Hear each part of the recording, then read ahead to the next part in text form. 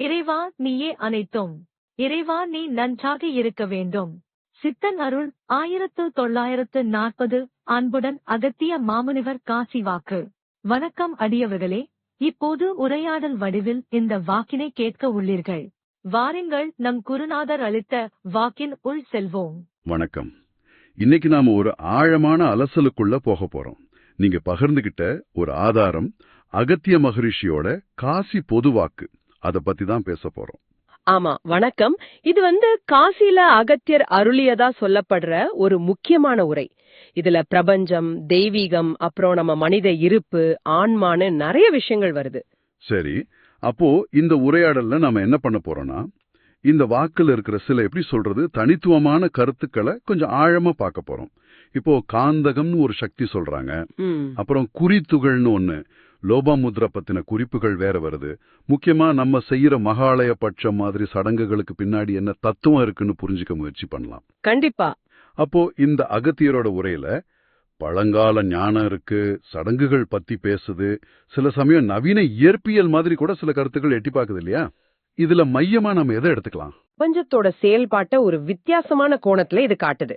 காந்தகம்னு ஒரு தெய்வீக மையம், அதுல இருந்து வர்ற குறி துகள்னு ஒரு அடிப்படை துகள்.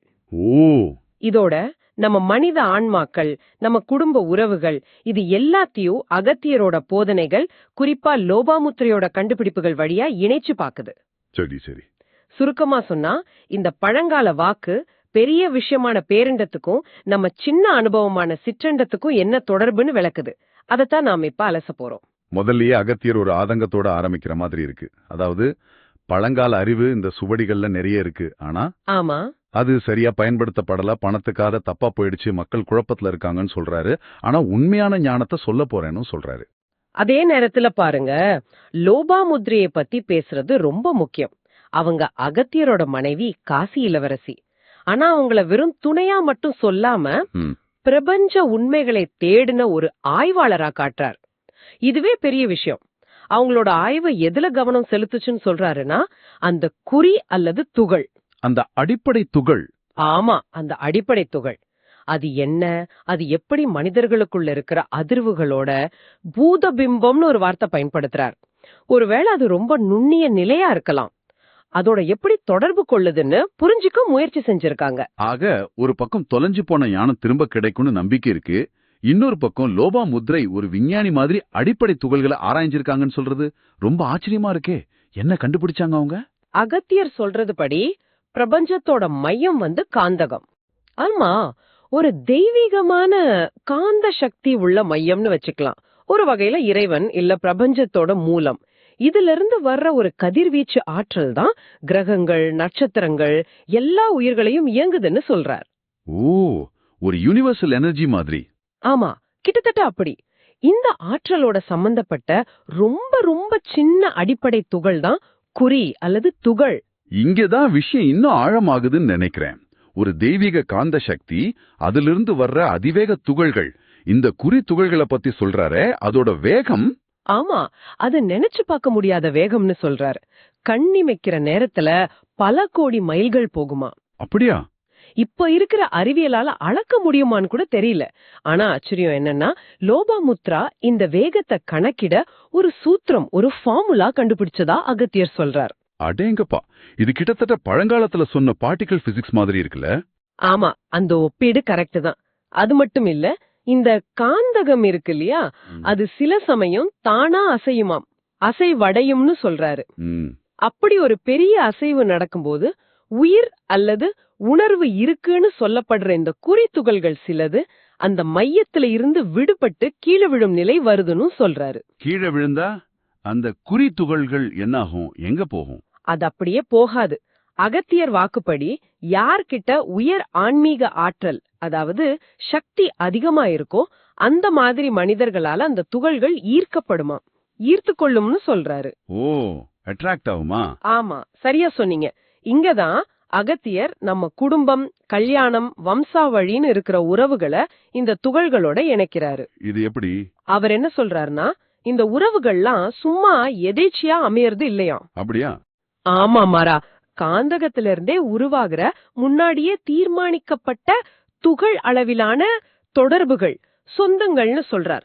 அதன் மூலமா ஏற்படுதுங்கிறார். பிறப்புக்கு முன்னாடியே ஒரு கனெக்ஷன் இருக்குன்னு சொல்றாரா?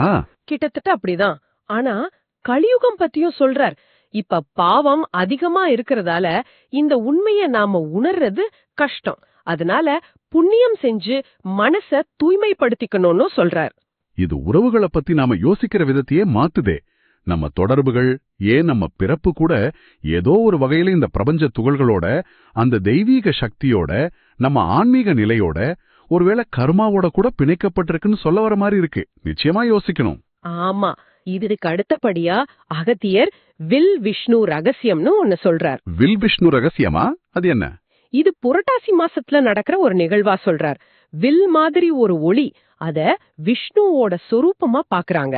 அது நேரா அந்த காந்தகத்தை நோக்கி பாயுமா. ஓ, லைட் மாதிரி ஒண்ணு போய் மோதுமா? அப்ப என்ன ஆகும்? ஆமா, அப்படி பாயும்போது ஒரு பெரிய தாக்கம், ஒரு இடி மாதிரி ஒரு நிகழ்வு நடக்குமா. அந்த அதிர்வுனால காந்தகத்துல ஒட்டியிருந்த சில குறி துகள்கள், அதாவது ஆன்மாக்களோட மூல வடிவம்னு வச்சுக்கலாமே, அதுங்க திரும்பவும் பூமிக்கு விழச் செய்யப்படுதுன்னு சொல்றாரு.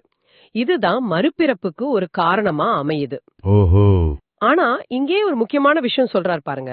தியானம், தவம், யோகா, இயற்கை உணவு முறை, இப்படி உடலையும் மனசையும் தூய்மையா வச்சுக்கிட்டா இந்த வீழ்ச்சியிலிருந்து தப்பிக்கலாமா, அந்த தெய்வீக நிலையிலேயே இருக்கலாம்னு சொல்றார். அப்போ நம்ம வாழ்க்கை முறைக்கும் இதுக்கும் நேரடி தொடர்பு இருக்கு. நிச்சயமா. அதனாலதான் புரட்டாசி மாசம், குறிப்பா அந்த வில் விஷ்ணு ரகசியம் நடக்கிறதா சொல்ற காலத்துக்கு ஆன்மீக முக்கியத்துவம் இருக்கு. அந்த வில் விஷ்ணுவோட சக்தி, அதோட தாக்கம் ஆன்மாவோட பயணத்துல ஒரு திருப்பு முனை. நம்ம தூய்மைக்கும் பிரபஞ்ச நிகழ்வுக்கும் தொடர்பு இருக்குன்னு இது காட்டுது. சரி, இப்போ இந்த குறித்துகள், காந்தகம், ஆன்மாக்களோட பயணம், இதெல்லாம் புரிஞ்சுக்கிட்டோம்.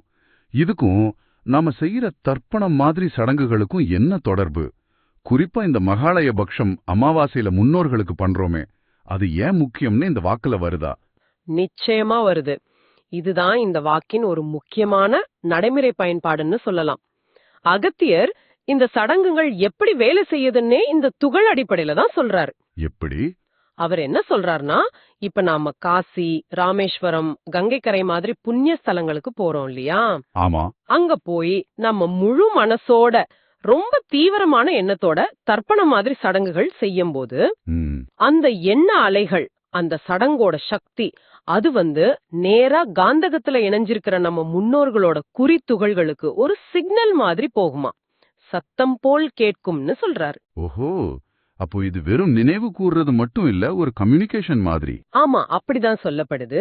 அந்த குறி துகள் இருக்குல்ல, அதுக்கு பூமியிலிருந்து அதோட தொடர்புகள், அதாவது சொந்தங்கள் ஞாபகம் வருமா. சரி. அவங்களோட தேவைகள், வேண்டுதல்களை அந்த மூல சக்தியான காந்தகத்துக்கிட்ட அது சொல்லிடுமா. அப்போ அமாவாசை ஏன் முக்கியம்? அமாவாசை நாட்கள்ல கிரகங்களோட அமைப்புனால கதிர்வீச்சு, கதிரியக்கம்னு சொல்றாரு, அது அதிகமா இருக்குமா.